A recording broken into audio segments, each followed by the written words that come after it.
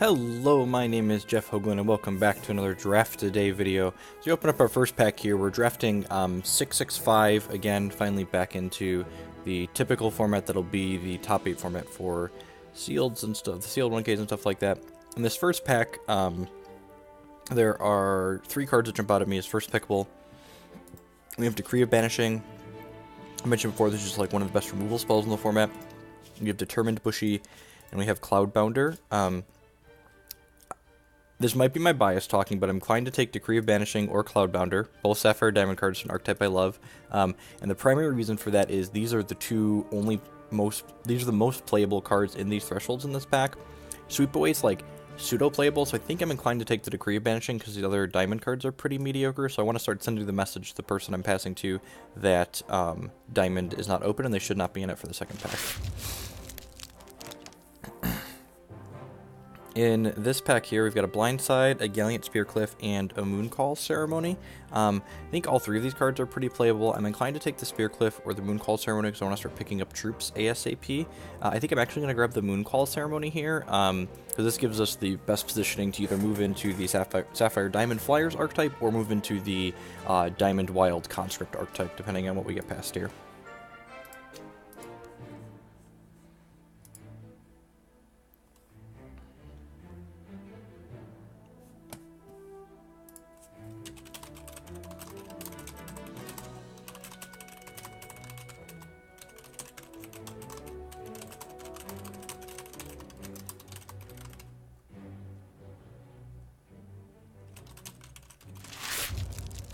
Okay, and here in this pack, we can start moving in a couple different directions here. Call the Deepwood's a very powerful card, Conscript and Ardent or Underworld Troop with cost 5, and put it directly into play. There's also a Draka Outcast here. This is one of the payoff cards you can get in this format for the Conscript deck. None of the Diamond cards in here are particularly powerful. Revision is playable, and I love this card. It's a fine trick, but it's definitely not third pickable. I think I take the Call of the Deepwood here just because it's probably objectively the most powerful card in this pack, and then we just like really hope the Draka Outcast wheels. Another line of logic is like we grab the Outcast, that's the payoff card, and we can usually get enough conscripts, but even if we don't end up in the conscript archetype, this Call of the Deepwood is going to be good, so I'm going to go ahead and pick it up. And then it's looking like Wild is pretty open because Determined Bushy is like a really quality 2-drop. We would love it if that first Bushy in our opening pack wheeled. It's a 2/2 for 2 with Crush that Diligences gets +1/+1 permanently. So I'm 10 out of 10 gonna pick that up out of here. Yeah, I don't even think there's if we were in Sapphire we'd have to choose, but this pack's actually really good for Sapphire. It's got Duskwing, Webscribe, and Cultivator, but you wouldn't want to move into Sapphire off of a pack like this, because even if you take one of these 3 good cards, you are passing Sapphire cards that are playable to 2 other people, and they're likely going to move into that shard because of one of these cards, and then you're going to get cut from Sapphire in pack 2. Alright, as far as this pack goes, we got a Guardian Grelk here, is an okay bomb, but again, we're not in Sapphire at this point. Turbulence is plenty playable. Blindside is one of the better combat tricks in this format. Not only does it let you ready an Exhausted Troop as a surprise blocker, but it also can push through those last few points of damage that you're really looking to deal. So it's basically like a +3 damage card a lot of the time. So I'm going to go ahead and grab the Blindside, I think.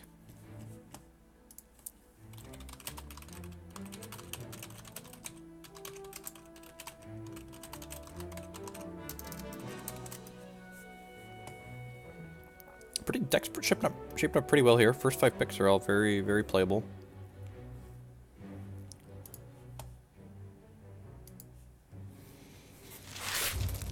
This pack, what do we have going on? So, I'm not in love with Adamantine Cavalry. I don't think this card is particularly playable. In fact, I'm kind of confused as to why it's uncommon. While it's Valorous, it gets Swift Strike, so I guess that's some upside, but like a 3/3 for 5 with Flight is so mediocre, and like you have to have Valor on top of that to make it playable. I think I'm actually going to grab the Monsagai coins here. It's an on-shard coin, which you usually end up with too many playables in this format, so having coins is very reasonable. There's no good diamond cards in this pack, and the Enlarge is playable but not fantastic, and we'll probably get one late since it's a common, so really happy to upgrade one of my shards here.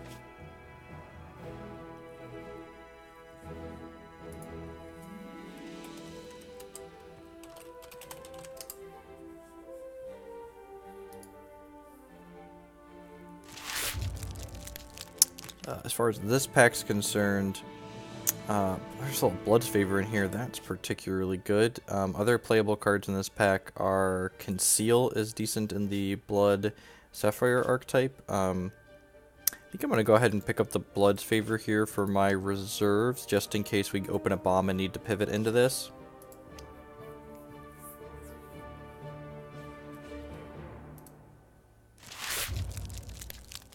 This pack's pretty good for us. I'm going to go ahead and grab the battle preparations here. Conscripts and Ardent Troop that cost 1 and gives it +2/+2. Sparkle Cap's like reasonably playable in this format when you have Ruby for Valor or Diamond for Flight. But I think I want to grab the battle preparations just in case our Draka wheels back around to us in this next pack. The Draka might have been in 2 packs from now. We're going to see our starting pack here again in a second. Alrighty, nothing too particularly exciting here. I suppose the Moonglow Hunter could be good if we end up with a lot of conscript payoffs. Not super excited about any of the other cards in this pack. Worth noting that the Sapphire card that we're talking about that was close with Sweet Boy did not come back around, so I'm going to grab the Moonglow Hunter.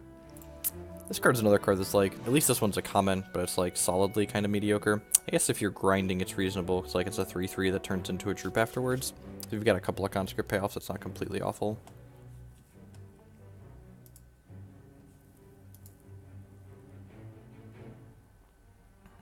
Draka. The Draka coming back around would be insane for us too, because it means we're not going to be fighting over people for cards in this archetype. And the Draka did not come back around, so that's unfortunate. That means someone else is drafting a conscript deck somewhere in this pod. I think I'm going to grab the Turbulence here, destroy target troop with flight. I'm often don't even hate main decking this card, one of these in this format. We've already got like 6 to 7 playable-ish cards here, so on par for this pack. Oh, the Draka was in this pack, and it did come back around. That's awesome. I misremembered which pack it was in, so that means we're not going to be fighting with people for Conscript's Matter card, so that means hopefully we can get some more Drakas or Sacred Stones out of the next pack would be insane. It's especially difficult, and this might have been kind of bold to move into this archetype's kind of difficult to draft in 6/6/5, especially because the conscript cards only exist in set 6, which are the first 2 packs. I think Sneak's a fine pickup here. Ground 2, deploy, destroy target constant. It's good if you're running into anyone playing like Bloodspinner, Zorath, or any of the other constant-based champions, or if they just like have a constant bomb that they opened in one of their packs.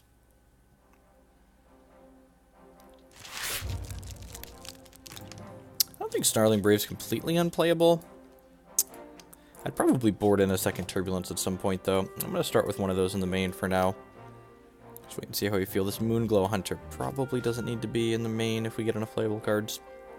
We're at like 9 now, 9-ish. Ooh, the Enlarge came back around. I'm actually happier to play the Enlarge main as opposed to the Turbulence. They have similar effects, but this one gives 2/2 in addition to giving Skyguard. So often this is enough to kill a flying troop, and you can also use it as a combat trick to like punch through extra damage. In this and the blind side, we're kind of tricksy. Got a good low curve going on here too. Friar Tusk is a fine card to reserve in against the Dreadling decks in the format. Basically means they have to make 4 Dreadlings to attack through and deal damage to you. Grab the Gain Ground here because it's close to playable in a Ruby deck. Here, this card actually might be good and constructed, because if you don't have any other cards in hand, it's just a 2-cost draw 2. Bombs. Hey, look at that. Drafting the conscript deck, open a conscript rare that's on color, so Ancestral Ambush, conscript, and Ardent Troop with cost 4. Put the created card into play, blocking target opposing troop, so like a pseudo removal spell a lot of the time. You gotta be kind of careful because the average 4, it can only... The stats on it, you gotta be careful with what you're blocking with it, so it actually eats it and doesn't just trade with it in combat, but a lot of the time this card is very reasonable. There's a reason it's a rare and not an uncommon. Alright, let's get past some Drakas now. We've got 1, 2, 3, 4 conscript cards so far, so with like... What's the perfect world? Like 3 payoffs here, and then 2 to 3 more conscripts. This pack is not particularly good for us. There's a Rose Kitten here, I guess.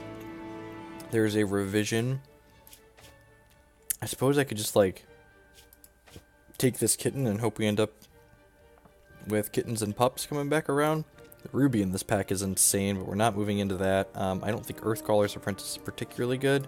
I guess we could take this in the hope of getting some Spearcliff Knights later, but honestly, I think I'd rather just like grab Rose Kittens and hope to pick up a bunch of those. I think we'd probably need 2 or 3 of these before we end up picking them over other cards that are like dedicated to our archetype, but that's okay.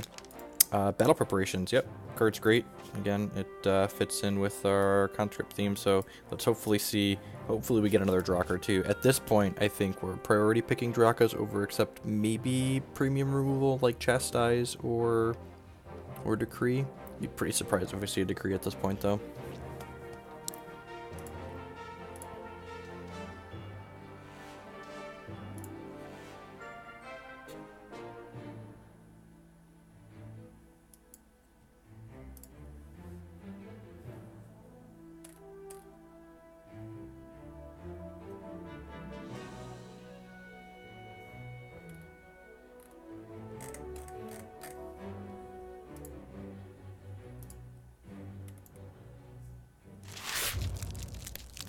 Rats. Still no Draka, but on Shard Coins here. Sound great. Railroad Tactics is a plenty playable card.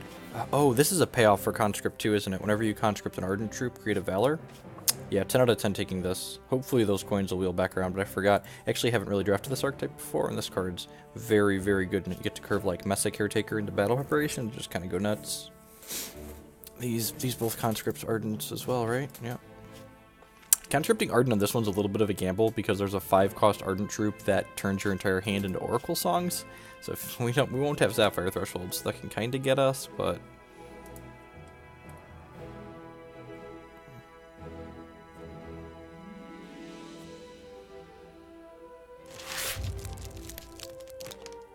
this pack, I'm kind of glad there's not one of our payoff or conscript cards in here, so we can just like pretty readily take these crossing swords. This is one of the better removal spells Wild has access to in this format. Hoping we still get a revision that comes back around at some point. We've passed a couple of them, so would love to get one of those on the wheel, I think. Especially in that pack, there wasn't anything else we're particularly interested there. We're up to 12 playables. That's pretty good. And our curve's really low in this deck. This might be one of the few decks that I play only 17 resources in. Especially if we get a second coin, we can play 17 and be pretty happy with our low resource 17. Shard deck. Okay, so this pack, there is a revision in here. But I think I'm going to go ahead and pick up this Sparkle Cap because it's basically just a 2-1 flight, which is kind of mediocre against Ada, but against anything not making 1-1 flyers, a 2-1 for flight on 2 with flight on 2 is good.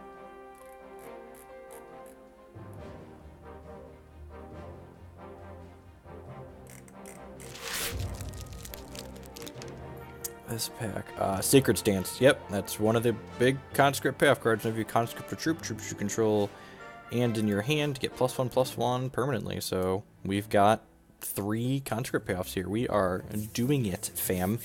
This deck is shaping up really well. It's a shame this isn't one of the 666 drafts that we were doing over the weekend, because we'd get more insane if we had more conscript cards to get out of the next one. Would still love another Draka Outcast or perhaps another conscript card or 2. No conscriptions here. What's the pick? I actually don't hate Staunch Resolve in this deck. It gives a troop +2/+2 permanently, and the socketed powers of this, you can put flight on attack in it. So I think we're going to take and play this card. This deck's a little bit aggressive, so like being able to like put this on a troop in the mid to late game to like give it evasion to punch through those final points of damage seems very reasonable. 1, 2, 3. Alright, there's an Enlarge, but there's also a Rose Kitten here, so 10 out of 10, I'm going to go ahead and pick this up. I think at this point we've seen all of the packs, which means we're not getting any more conscript cards. We've got 1, 2, 3, 4, 5 conscripts. It's a little bit light, I guess, but 10 out of 10, take the revision that came back around. Up to 16 playables in here. You really only need 1 to 2 conscript activations to get a lot of these cards to have value. I'm going to grab the Wakuna Lookout just in case someone's more aggressive than we are. You can make this a 1/3 for 1. But I'd be kind of surprised if we see anyone that's too much more aggressive than our deck is. Railroad Tactics is fine. Gives target troop +4/+4, and if it's Valorous, gets crushed until end of turn. We've got a lot of tricks in this deck. And they may or may not. The tricks are probably some of the first cuts we're going to make. We'll draft a second revision for the reserves. I don't like to main two, but I think having a second in the reserves is fine.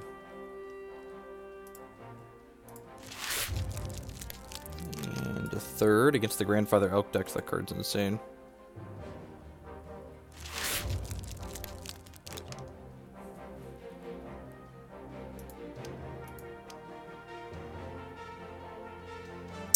Just picking up the chafe at the end here.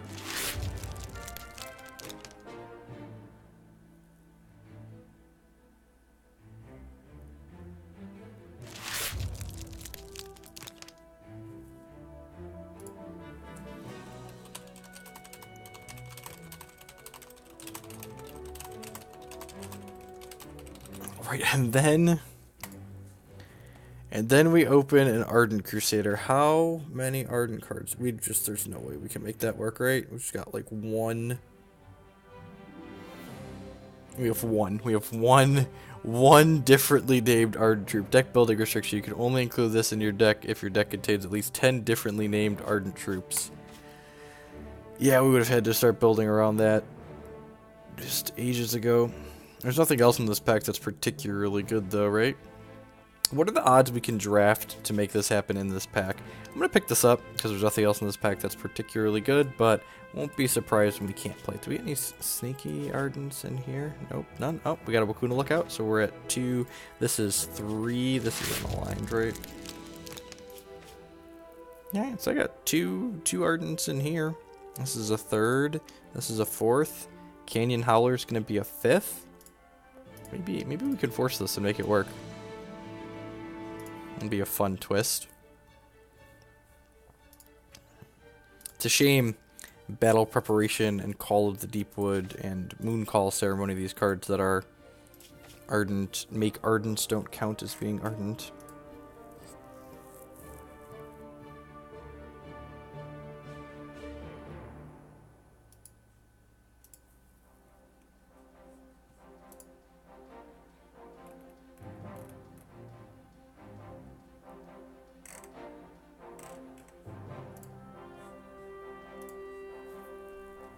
Next up, keep passing me playable Ardent Troops.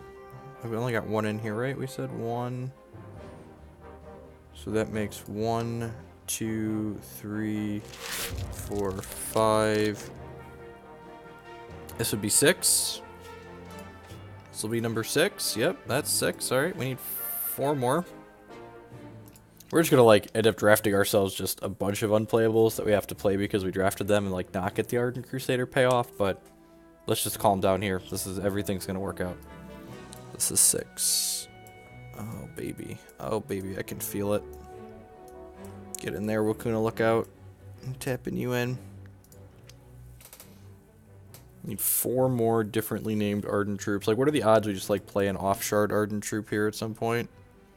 Just splash this Gwain's Prodigy in off of a Ruby shard. Are there any Ardent Troops in here? Look at that. We got a Dawn Scout that's on Threshold and it's a 2/2. And Dawn Scout's actually pretty relevant in this format because there's a lot of Underworld troops in set 6 that are playable, so he's unblockable. So we're up to 7. 7, kind of 8. This is fun. What a fun twist to the draft at the end here. Cut this Staunch Resolve, cut this Feral Root Tactics, probably cut this Sparkle Cat, make room for all of our Ardent brothers and sisters. To welcome them into the Crusader fold. There are not any playable Ardent cards in here. I guess there's a Battlement Spearman, technically, if we wanted to splash Ruby at the top end to make it happen. I'm gonna grab the Crackling Clash for now. It's a playable rules will target troop you control battles an opposing troop, gain a charge. That might be greedy. We're gonna make this happen. 1, 2, 3, 4, 5, 6, 7, 8. So I only need 2 more technically. And if we get another high cost Ruby one, we can just play 2 Ruby ones and not feel too terrible about it. This gives a Valorous troop you control the socket it powers this. Little awkward.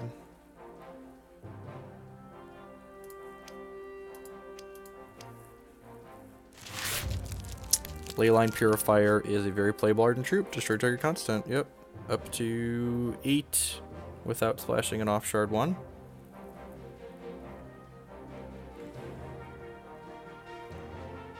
So maybe this War Priest will wheel back around to us. We can play that, just the old 2-1 for 2. Make our Crusader playable.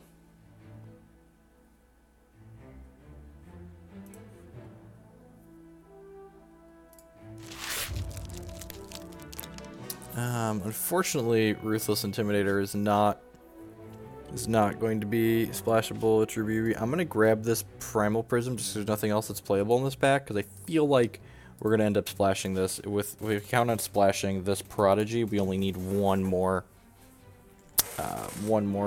Ardent Troop here, which would be nice. That Battlement Spearman might come back around too.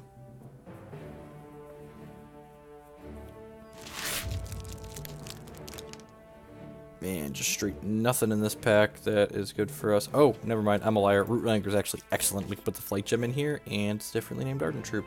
So you only need one more to not have to splash, and that would be ideal. I believe, right? Yeah, 1, 2, 3, 4, 5, 6, 7, 8, 9. Yep. Look at that. A little hard work and determination, and just drafting every differently named Ardent Troop in the last pack will get you. Turns out set 5 loaded with Ardent Troops, most of which are playable. Yep. Gust Mage? Gust Mage, anyone? Gust Mage? I guess this Ambershire War Rider. Create a Valor. Valor Troop you control get crushed this turn. It's kind of like a biggity bomb. I kind of want to bring the curve down though. Yeah, let's keep it low. Keep it low. All right, we don't have to splash either. Don't have to play this. Gift of the Mantis, kind of an okay combat trick. Target troop gets 2/2 and spell shield until the turn. We might board that in against a deck that seems heavy on removal. So I've got 25 cards here right now, one of which is a shard. So that means I need to cut 2 things out of here. Probably just 1, really. Just play 17 resources here. The blind side or the enlarge could go possibly. Probably the blind side.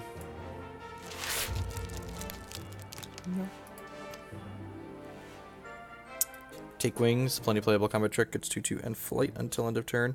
Take Wing actually might be better than the Enlarge actually, because we can use Take Wing to push through a lethal attack, whereas Enlarge can just stop lethal attacks from coming across.